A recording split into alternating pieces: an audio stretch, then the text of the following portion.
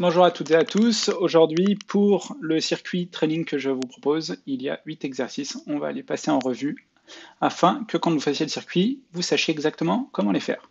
Le premier exercice, il s'agit des jumping jacks, un exercice assez simple. Vous partez les bras le long du corps comme une allumette, les jambes serrées, et on va écarter les jambes et remonter les bras pour claquer les mains. Alors dans la vidéo, je suis un peu coupé parce que je ne sais pas cadrer définitivement, mais vous devriez voir mes mains normalement se claquer. Le deuxième exercice est les demi-squats. Alors, pour bien comprendre ce qu'est un demi-squat, on va d'abord faire un squat complet. Voilà, très bien. Vous voyez, sur le squat complet, je descends intégralement jusqu'à quasiment avoir les fesses au niveau des talons. Le problème, c'est que c'est un exercice qui fait mal aux genoux pour certaines personnes qui n'ont pas du tout l'habitude ou qui n'arrivent pas à faire de squat. Du coup, je vous propose le demi-squat. Vous pouvez voir, vous avez le genou à 90 degrés, les hanches à 90 degrés, le dos bien armé, surtout le bas du dos. Voilà. Il est très important de bien contracter les lombaires. Vous pouvez le voir, c'est les deux muscles qu'il y a de part et d'autre de la colonne. Le petit creux au milieu, c'est ma colonne. Ces muscles, il faut les contracter. C'est ça l'objectif du demi-squat ici. Si jamais vous n'arrivez pas à faire le demi-squat parce que c'est trop compliqué, vous pouvez faire un quart de squat, ce que vous voyez à l'écran. Toujours pareil, on vient bien contracter les lombaires, on vient sortir la poitrine, on regarde devant soi, légèrement au-dessus. Voilà. Si besoin, vous pouvez utiliser un manche à balai tout simplement au-dessus de la tête. Ça va vous obliger à armer le dos, voilà, pendant que vous ferez le demi-squat. Voilà. Évitez d'aller trop derrière comme sur l'image, ça vous fera mal aux épaules. Le troisième exercice, c'est ce qu'on appelle les sumo squats side by side. Tout simplement, au lieu de faire un sumo squat, on va passer au-dessus d'une jambe, puis au-dessus de l'autre. Donc les pieds bien en V, voilà. Pour comprendre ce qu'est un sumo squat, je vais vous en faire un, voilà. Nous, on va plutôt pencher au-dessus d'une jambe, puis pencher au-dessus de l'autre, voilà. Vous allez voir, ça va vous faire travailler énormément les cuisses, ainsi que la partie intérieure des cuisses, voilà. On va revoir l'exercice, voilà. Tout simplement, on passe au-dessus d'une jambe, puis au-dessus de l'autre. Le quatrième exercice, c'est le Superman, on s'allonge sur le ventre, on décolle les pieds, voilà, on vient décoller la tête du sol, on regarde légèrement devant soi.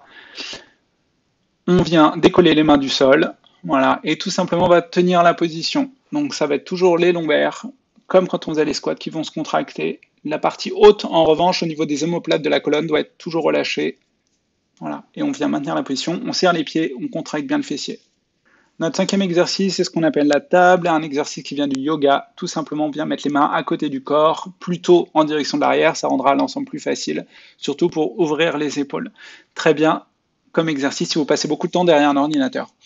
Première étape, voilà, je vous fais une démonstration de l'exercice. Alors, en premier, on va venir contracter la jambe, ça va permettre de commencer à décoller le corps du sol. Voilà. Deuxième étape, on va venir contracter le fessier afin d'avoir bien le corps à l'horizontale. Troisième étape, on va chercher à ouvrir grand les épaules, voilà, à ouvrir le torse. Vous allez voir assez naturellement, vous allez essayer de le faire tout seul, tout simplement parce que c'est plus agréable en termes de posture. On regarde vers le plafond, ça rend l'ensemble plus simple, plus agréable. Le sixième exercice, c'est ce qu'on appelle les walking bugs, très simple, on se met à quatre pattes, mais attention, on va venir décoller les genoux du sol. Voilà, d'un coup, ça va engager les abdominaux et la ceinture dorsale. Et là, on va venir avancer pieds et mains opposés. Voilà, vous allez voir, ça sollicite énormément les abdos, y compris des parties qu'on utilise peu, toute la partie profonde des abdos. Voilà, et donc vous pouvez avancer, reculer, vous déplacer latéralement. Le septième exercice, c'est ce qu'on appelle les fentes lolottes. Ça va vous faire du bien la mobilité des hanches. Tout simplement, on fait une lolotte, puis on fait une fente. On rentre le genou, on tourne le bassin, on fait la fente, on remonte, on se remet de face. Je remonte, on rentre le genou. Pour faire l'égyptien, on tourne le bassin, la jambe gauche est toujours en légère diagonale, et on descend. Voilà. Et on va alterner une jambe puis l'autre. Notre huitième exercice, c'est le gainage et extension. On part en position gainage, quelque chose d'assez simple. Vous pouvez voir que j'ai les fesses assez hautes, c'est normal. On va tendre une jambe et un bras opposés. Voilà, la démonstration d'exercice. Pour bien saisir de quoi il s'agit, vous serez en position gainage. Dans mon exemple, on va étendre le bras droit et la jambe gauche simultanément, puis le bras gauche et la jambe droite. Voilà. Et à présent, pour vous, le circuit training intégral réalisé par moi-même légèrement dans la douleur. Je manquais de café ce matin-là. Donc on démarre avec les jumping jacks pendant 45 secondes. Voilà. À chaque fois, ça va être 45 secondes d'effort, 15 secondes de repos, le temps juste de changer de position. Idéalement, ce circuit, on le fait 3 fois avec 4 minutes de repos entre chacun des circuits.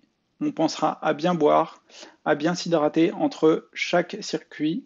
On boit pas trop en revanche pour pas avoir mal au cœur pendant l'effort. Les jumping jacks, je vous laisse profiter de la vue. Jusque-là, tout va bien.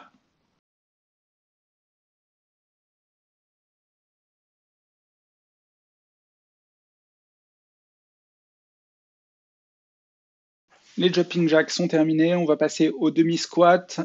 Par question de confort, moi j'utilise le manche à balai parce que je trouve ça plus agréable en termes de positionnement et que ça correspond plus à ma pratique quand j'utilise des poids par ailleurs. Voilà. Donc demi-squat et moi je rajoute un développé ensuite parce que ça me permet de bien contracter le dos, de maintenir un effort un peu plus consistant et surtout de bien s'échauffer pour la suite des exercices de dos. Là encore, on va faire 45 secondes d'effort pour 15 secondes de repos. Si vous avez les capacités et la possibilité de faire des squats complets, je vous invite à faire des squats le plus complet possible. C'est un très bon exercice pour non seulement les chevilles, les genoux, mais aussi le bassin.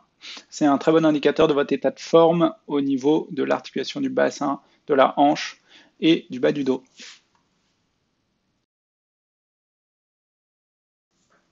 On a terminé avec les demi-squats. On va passer au sumo squat side by side.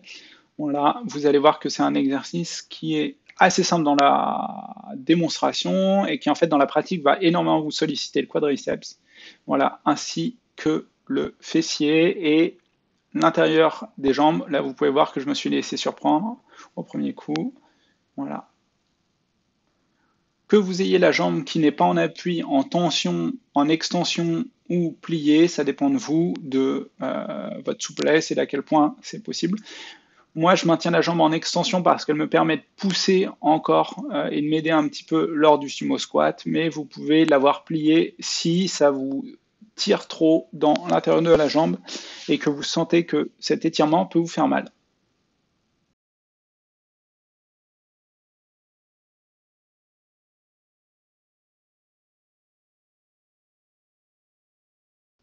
Ça va être la fin des sumo squats. On va passer au Superman une fois les 15 secondes de repos. Pour le Superman, on va tout simplement se mettre en position et maintenir la position. Voilà, c'est plus intéressant, je trouve, sur 45 secondes que faire l'extension de manière alternée, extension, on relâche, extension, on relâche. On va essayer au maximum d'avoir les pointes de pied en extension, tout simplement parce que ça va vous obliger à gainer plus le fessier, armer les ischio-jambiers, donc la partie derrière la jambe au niveau de mon short, par exemple. Moi, j'écarte les bras tout simplement parce que je ne peux pas les tendre devant, je n'ai pas la place.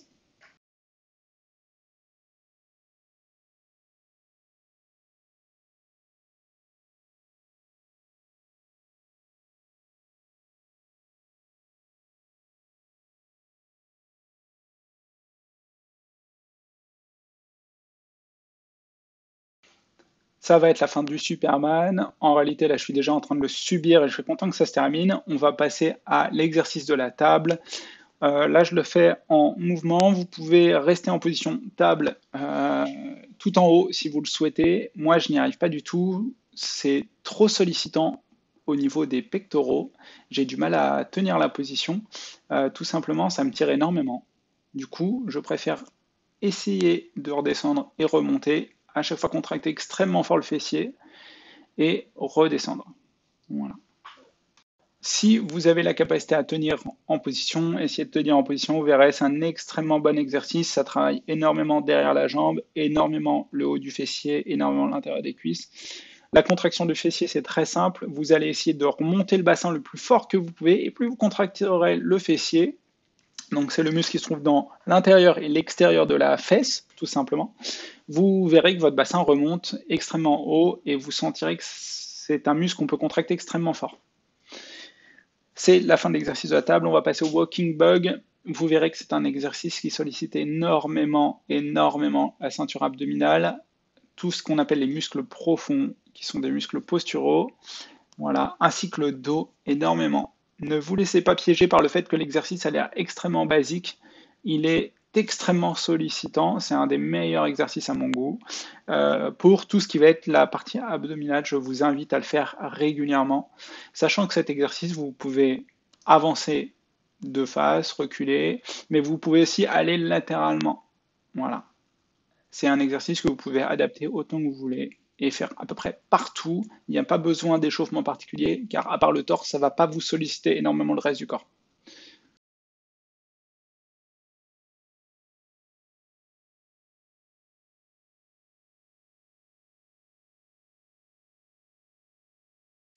C'est la fin du walking bug, on va passer au front lolotte, un exercice qui sollicite là encore pas mal le quadriceps, mais aussi beaucoup la motricité des hanches et des genoux et des chevilles, un exercice que je trouve excellent, ça permet vraiment de se détendre le bassin. Si on a passé une longue journée assis, à pas bouger, à être très inactif, à travailler au bureau ou à faire du télétravail, voilà. Par ailleurs, on va essayer de rester bien droit, de ne pas trop se pencher en avant au niveau du dos, histoire de maintenir une contraction toujours des lombaires, et ça va amener aussi une décontraction de tout ce qui va être le psoas, et qui est très très bon pour les gens qui restent assis beaucoup dans la journée, qui ont passé la journée derrière un ordinateur assis. Vous allez avoir les psoas un peu contractés, tout simplement, c'est le muscle qui permet de lever le genou quand vous courez par exemple, euh, si les abdos ne sont pas engagés.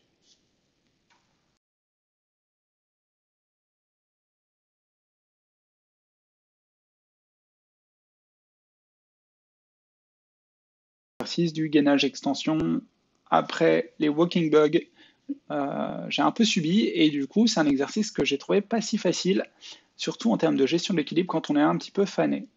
Donc là encore un exercice, 45 secondes d'effort, 15 secondes de repos. Une fois qu'on a fait cet exercice-là, on prend 4 minutes de repos et on est reparti pour un deuxième circuit.